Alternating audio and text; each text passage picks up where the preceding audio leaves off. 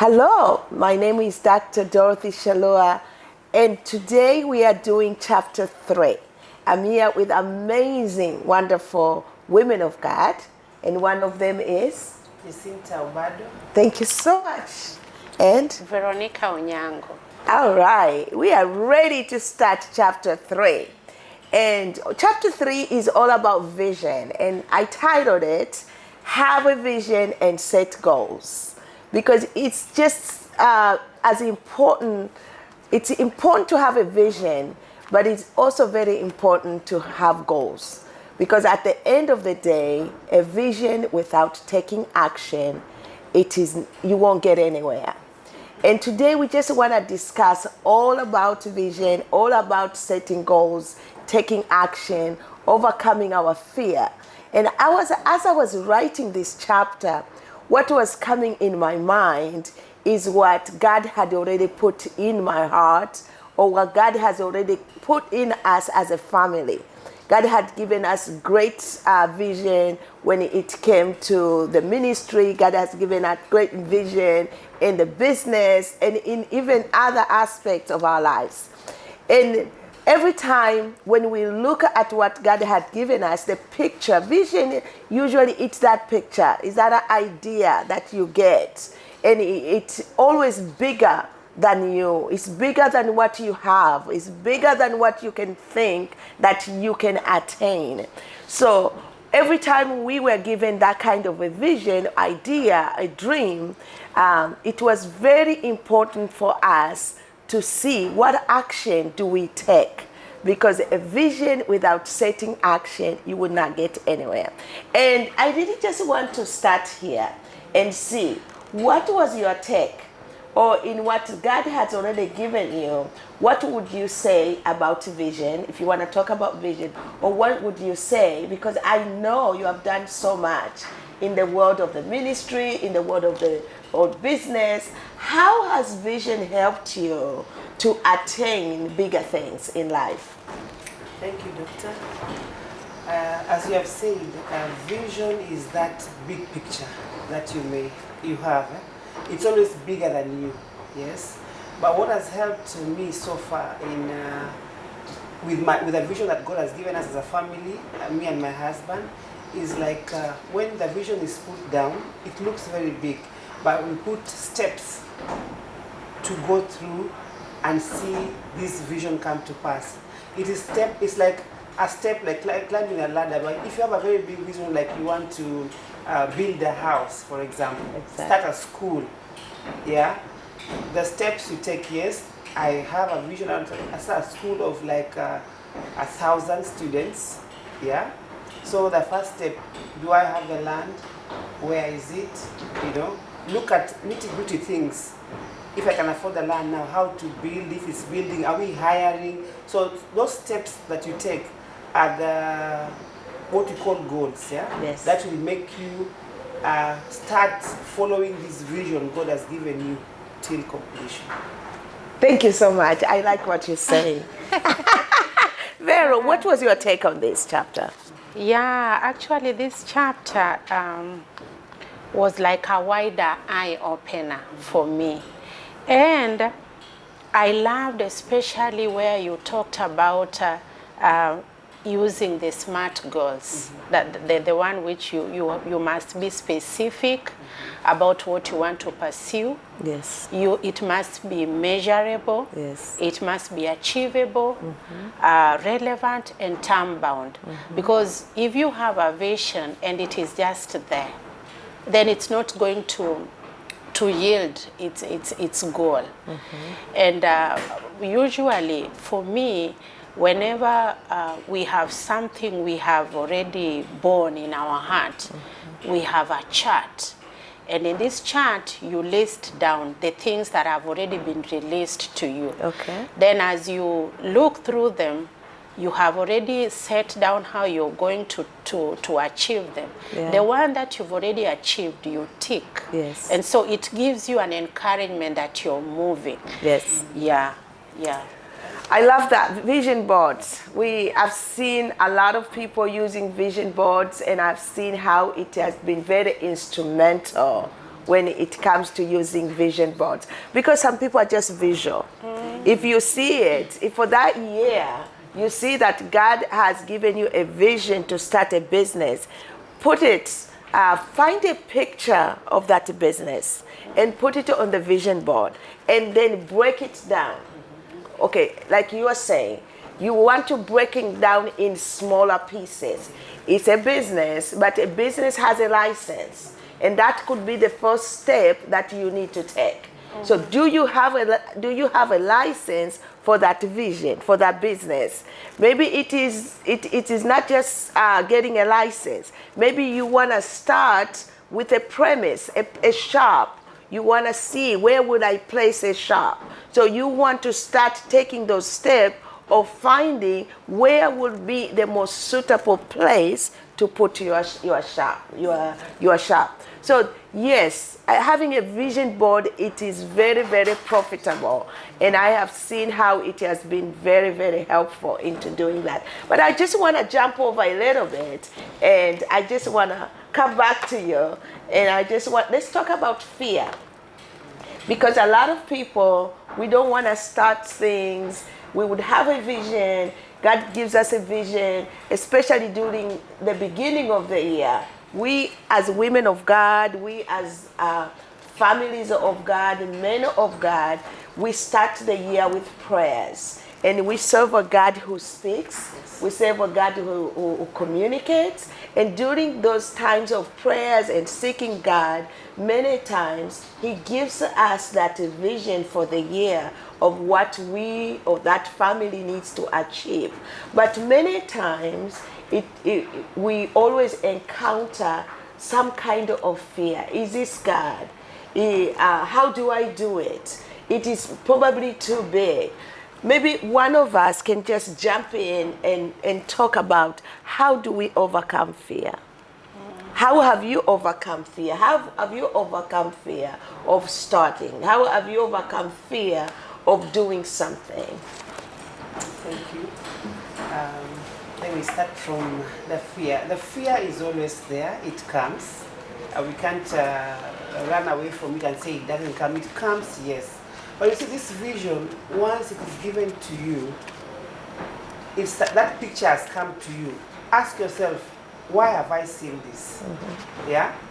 And having seen the picture, the big picture, as children of God, we pray about it. Yes. Yeah? First step, we pray about it. But again, you said earlier, it is a big thing, it's bigger than you, always. When the fear comes, how you help yourself in getting through this fear? When you get a picture, let's say if it's starting a school, you look at yourself, what do I have in this? Am I a teacher? Am I an entrepreneur? What part am I having higher marks in this vision that I've seen? What are your advantages? Advantages in this. Yeah. What are your strengths? My strengths, yes. You look at that first. And then as we had said, we go step by step. Yeah. And this part of being specific, being measurable, achievable, relevant, and time-bound will come in after you've accepted that this thing, I have higher stakes in it. Yes. Now, with my strength, I want to start from my strength. Yes. The other things will come in. Yes. That's the only way to overcome this fear.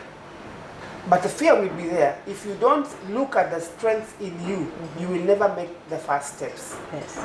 You just put them aside, the fears of like, I'm not a nationality. Yeah. Like for me, one fear was, I am not a Tanzanian, how am I going to make it? I put it aside. Yes. I looked at, now, what do I have here? What has the government allowed me to do in this area? Yeah. Now, starting from there, bit by bit, I found myself where I am. So it's looking at the strengths that you have, capitalize on the strengths. The fears will vanish step by step, and you will see yourself achieving your goals. Wow. Amen. That's amazing. Prayers. I like what you say about prayers. We cannot underestimate the power of prayers when it comes to overcome our fear. I believe that is usually the first step. You are afraid, pray about it, and move by faith. Even if it's bigger, it's scary, we are able to do it because of the faith God gives in us. So I really like what you said about prayers. What would you say, woman of God? Yes, you see, fear is just as she said, will always try to surface in anything that one wants to pursue. And for me, I will just take the story of David and Goliath. You see, the Goliath had this way of speaking, and it will scare the children of Israel. Yeah. So when David comes in, he tried to inquire, what are the Israelites fearing? And once he was told that the fear is this man, he went to God. I'm sure he must have gone to God. Then God gave him a strategy on how to counter this fear. And so just as my sister Jacinta said, you have to really write down what is this that you fear. And so how are you going to head on it? Because for fear, the only weapon is to head on collide with it. You will never run away from it. Yes. Another story was that of, that is this story in 1 Chronicles chapter 20. Once the children, the people of Judah were being attacked with people from Moab, Seir, and the king during that time expressed his fear. If you want to overcome fear, you should also talk about what is this you're fearing. And he was very genuine to God that I am fearing. When he talked it out to God, God gave him a word. When you voice it out, you'll get a solution. Amen. So sometimes maybe you might be forced to go and speak it out to a trusted friend that I've started this, but kind of I have this fear. And you might never know that that could be the angel God will use to speak to your situation so that you come out from that particular hole that you could have sunk in. Yeah. Yes. I like what you said. And another thing which I would like to just put our heads around, our arms around the issue, it's usually the opposite of what you've been talking about. You've talked about strength. But let us also look at weaknesses, the areas that we are not strong. Yes, you want to start a business in your area of your strength because you have limited resources. You probably have a vision, and the best thing to do is to start in what God has given you. That's where we always start, because you are limited when it comes to the resources that you have, especially in the beginning. And some who need capital, who need finances, they would probably ask, I do have a vision, but how do I start anything without having money? So that is one of the weaknesses that some of us can face when we are encouraging ourselves to start, to set goal, to pursue our vision. What I always encourage people to do is, after you have exhausted your areas of strength, you always want to consider, let's say if you are married, what is your partner's strength? So, and a lot of times you will find your areas of weakness will be the areas of strength of somebody who is very close to you.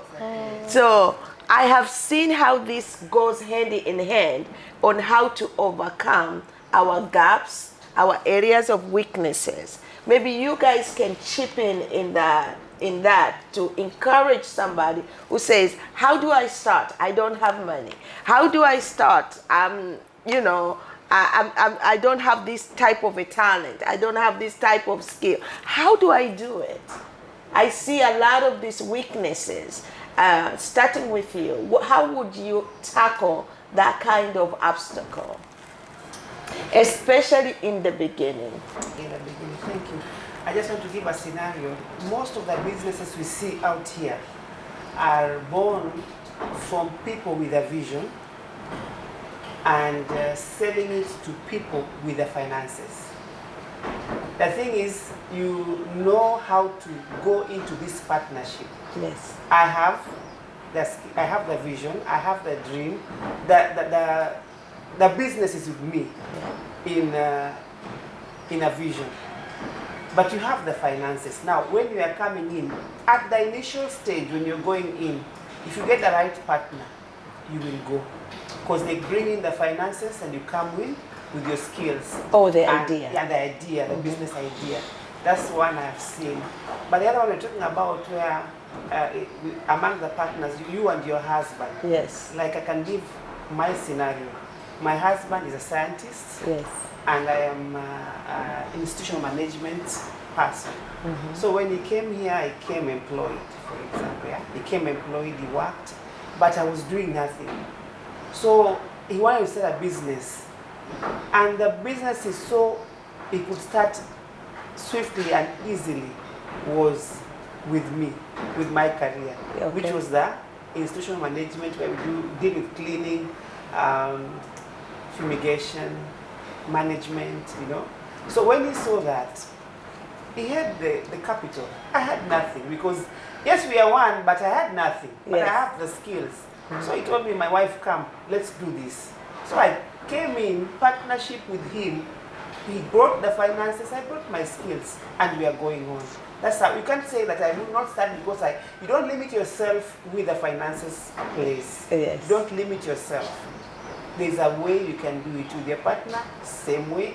With somebody outside, the same principle works. But for those who are not married, right? Yes. If somebody is not married, somebody who doesn't have a life partner, how would that apply? You have a memorandum of understanding. Okay. From the word go. You've brought in this, I've brought in this. Then you put them into percentage. Because you're bringing in the capital, you take 60%, I take 40%. Okay.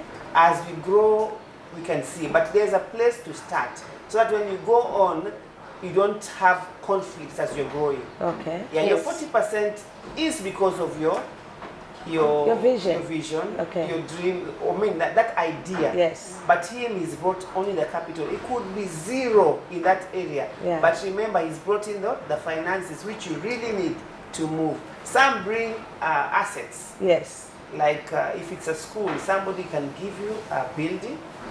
Then you go in there with your skills and continue. So that partnership is there, but from the beginning, you have to put things down, written, so that you don't go in front and along the way you break. Yes. Yeah. So you have to be keen from the word go. I have this. Don't see yourself like you have. Money is not everything. Yes. Money is not everything. All right. I love what you said. Money is not everything. When you are starting, make sure you have a contract. Make sure you have a piece of paper. You make sure you have a memorandum of understanding so that if conflicts happen, then there will be a way of legally either dividing things or how to move forward. What would be your take on that? Thank you very much. I would say that everyone was created in a unique way. And there is always a need of your skill. There is always a need. The world or the market will never be full of our unique skills. Yes. And when you look at the world, you will always realize that there is a problem somewhere. And so your skill is coming in to offer solutions to that particular problem. Yes. And that's why when you want now to bring in that skill, you want to study the area.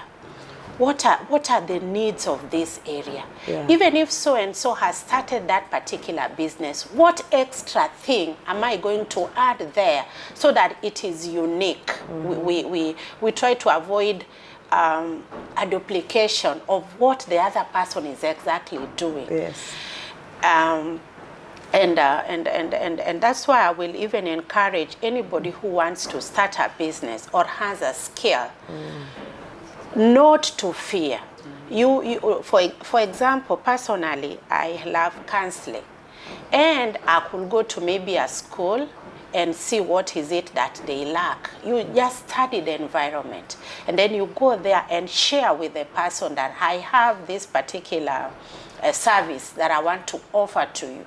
And so they will look through it, and you can see the terms of agreement. And in each and every place you go, you realize that your skill is needed somewhere. Yeah. And so I could say it's not about money. If you have a skill, you can still get your foothold somewhere and start working towards that goal which you've set. Wow, that's amazing. It's not always about money. It's about what you have, your areas of strength. Start there. I just want to wrap up this discussion. It is amazing. We started with the vision, but it doesn't end there. We always want to see what action are we supposed to take to accomplish, and don't let fear make you afraid. Start with baby steps. Start from the bottom. Start with what you have. Start with the skill God has given you. Start with the resources. It might not be much, but start with that. And I just want to wrap this up before I invite these amazing, wonderful women of God. When we started the school, we didn't have much, but I remember we had time. I had the time. I remember Dr. Shallua was employed full-time, but I was employed part-time. Because I was employed part-time, I was able to utilize the time that I had. Of course, that we had the kids, but I also had some extra time that I could use. So that at that particular time, that was a valuable resource that we were given in our vision, and we started with that. And just by wrapping this up, what would be that one thing you would love to say as we are finishing this chapter? Thank you. Well, the advice I would like to give to my sister outside there is start somewhere. Start somewhere. You know, you'd be having that vision with you, you'd be having the money with you, but the fear is keeping you grounded. My advice today is to start. I remember yesterday I was talking to another lady. We were having a counseling session. This lady has bought all the equipment she requires to open a salon, but she's still closing. She's not even fixed them. The dryers are not fixed. I told her today in the morning, open that shop, fix your dryers, put music and start. Even if you wash one head, that starting is a thing that you need to go forward. You have one camera, start. You have that vision, give it a start. If you don't start, you will never move. If you don't start, you will never move. I love that. Start somewhere. What would be your final thoughts in this chapter? I think my final thought will be take risks. Several people, and especially I usually see when we leave campus, people are done with college. They just have this fear that where am I going to start? And I will just encourage somebody, just take the risk and pursue that particular thing. And another thing on top of that is you can volunteer. You can volunteer in your area of specialization, so that you can connect with people and be able to get more roots, and that will be at least your starting point. Yes, take risk. And when we talk about taking risks, take calculated risk. Don't just wake up in the morning and invest all what you have without doing research, without doing your due diligence. So thank you so much for adding that. We always want to encourage to take calculated risk. And yes, we have to volunteer. There are a lot of people who don't know where to start, but we have seen through volunteerism that God will give you that aha moment. Oh, so this is what I was born to do. We have seen so many people in the ministry as they volunteer with children, with the youth, or just doing management in the church, then they will come to that point and realize, this is the place I was supposed to be. So that is the area they would start to pursue. Again, was chapter 3, and we have been talking about vision, goals, taking action. It's been such an amazing, amazing discussion to have this wonderful women of God. Again, my name is Dr. Dorothy Shallua, and I have been here with and And Veronica Onyango. thank you. Hope to see you next time.